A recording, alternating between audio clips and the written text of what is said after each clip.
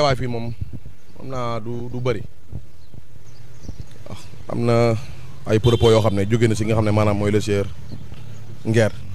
on va même pas prononcer son nom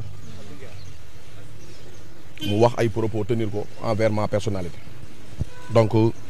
def naa li mu wax yooyu ñëpp dig ngeen waaye réew moom bu fekkee maanaam dama ne si réewum état de droit da ngay def loo yoon may ba pare d'abord ba la yoon maye nga jël yoon nag waxuñu nag maanaam yoon dama war a jox dëgg waaye dama yoon atte ak ki nga xam ne man dama jàpp ne daf maa tooñ te daf maa tooñ man loolu laa jàpp nit ku nekk nag am nga droit wax lu la wax lu la neex waaye booy wax lu la neex na assumer li ngay wax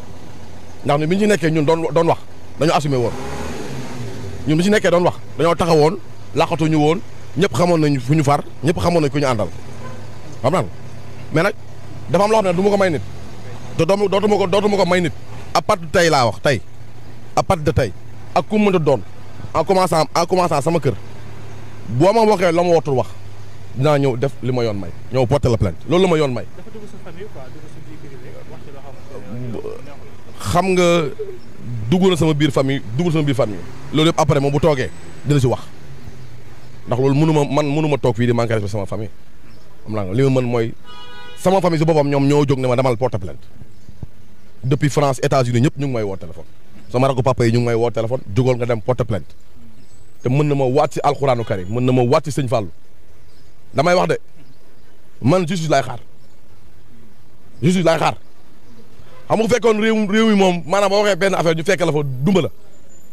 wanoon ñu bëri dinañ faatu de waaw waaye nag duñ xàgg ak ñoom foofu bu dee wax ñoo leen dàq wax ñoo leen ëpp fit li ñuy def ñamuñ koo def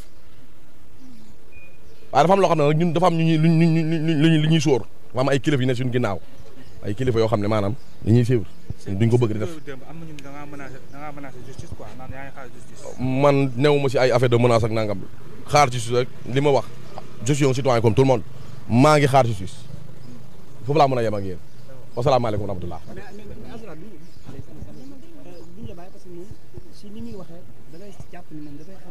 yow ni nga doon faral di waxee say moo lay utiliser pour tontu la nee na yow da nga doon saaga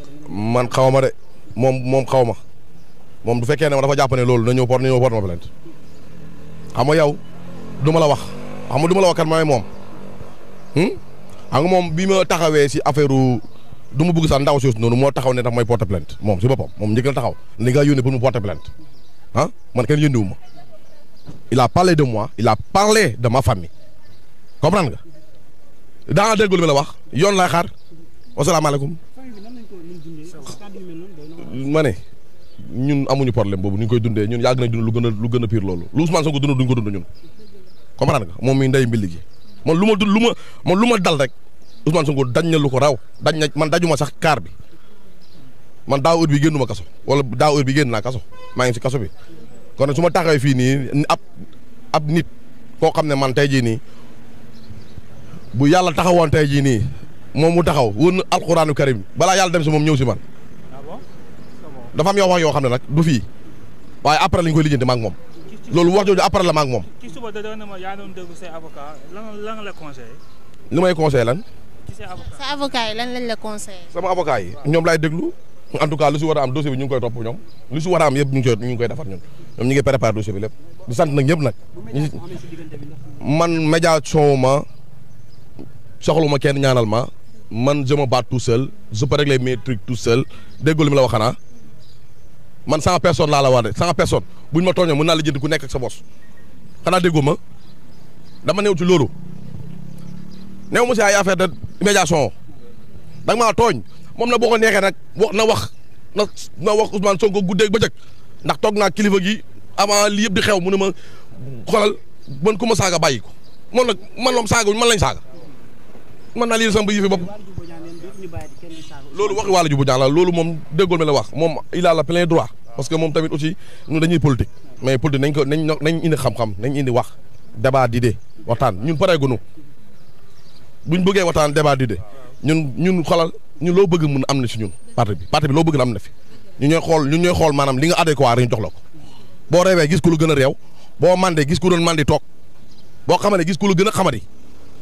booy jaay affaire de intellectuel nag ñu wan la ko booy jaay affaire de nag solu murit ñu dàqal la ko nag déggoo ma maa ngi sant ñëpp ma ni la maa ngi xaaruma ci dara que justice soit faite li may ñaan daal mooy gis naa ñi doon ma woo téléphone sama groupe WhatsApp yeeg lépp sama ami yeeg sama xarit yeeg sama am di jàmm yeeg ñi ma bëgg ak ñi ma bañ ñëpp lépp gis naa lépp du ma xale merci beaucoup